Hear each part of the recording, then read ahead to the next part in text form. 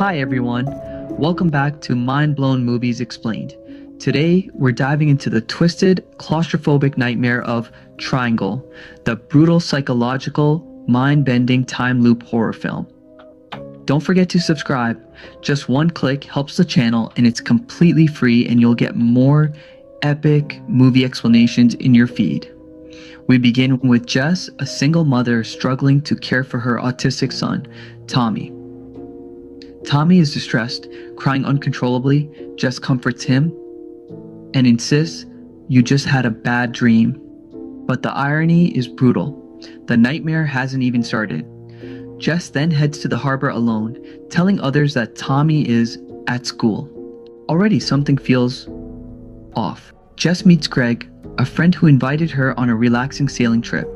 Also aboard, Victor, Greg's young deckhand, Sally Downey, a married couple, Heather, Sally's friend tagging along for the day.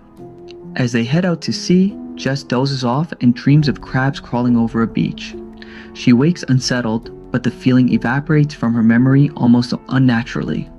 Out in open water, a sudden storm brews fast. Greg radios the Coast Guard, but picks up another signal instead, a woman's voice, panicked, whispering for help. Someone is killing everyone. Then the message cuts out. Before they can process it, the storm hits like a hammer. Waves crush the boat, flipping it over. Heather is swept into the ocean and disappears. The remaining 5 cling to the overturned vessel, waiting for rescue that isn't coming.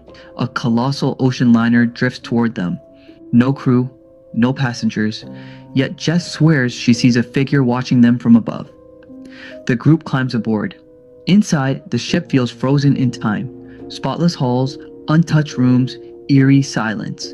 Jess's deja vu starts immediately, sharpened by unexplainable little details. In the dining hall, they find fresh food, steaming hot, and Jess's lost house keys. Impossible. Someone is here. Someone who knows them. A shadowy figure watches them from a balcony. Victor sprints after it. Jess and Greg search for answers and find a message smeared on a mirror in blood. Go to the theater. Greg refuses to believe it's serious, maybe some deranged crew prank. Jess returns to the dining hall. Moments ago the food was fresh. Now it's rotting, covered in flies.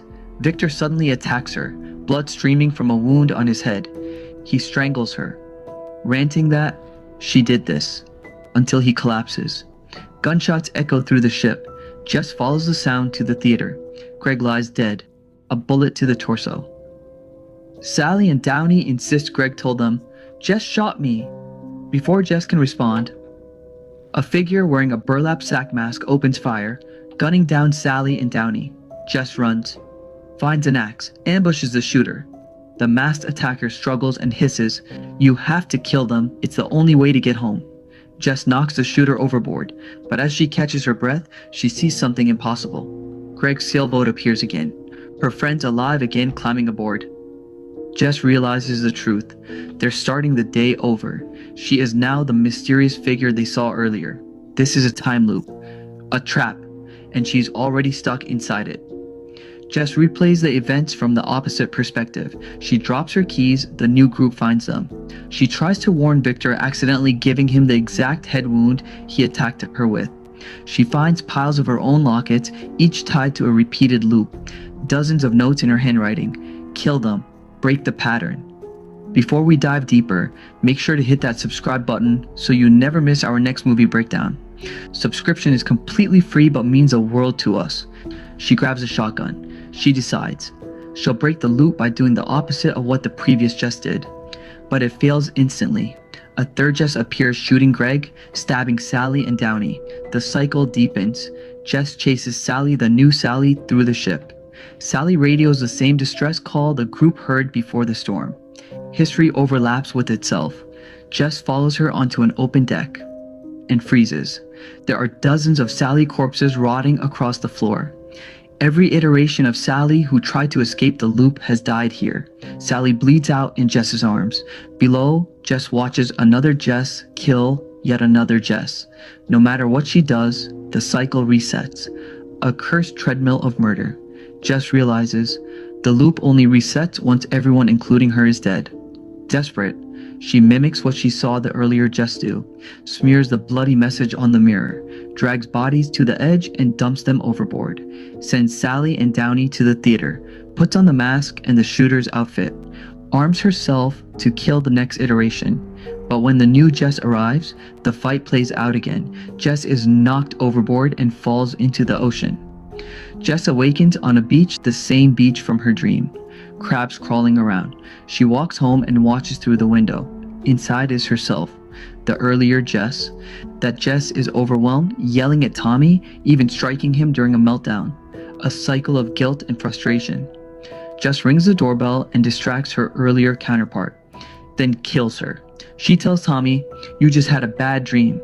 She bags her own body, hides it in the trunk, and drives away. She thinks she's finally changed the pattern. But fate isn't done. A seagull hits the windshield and dies. Jess tosses it off the road and realizes she's dropped it onto a pile of identical dead seagulls.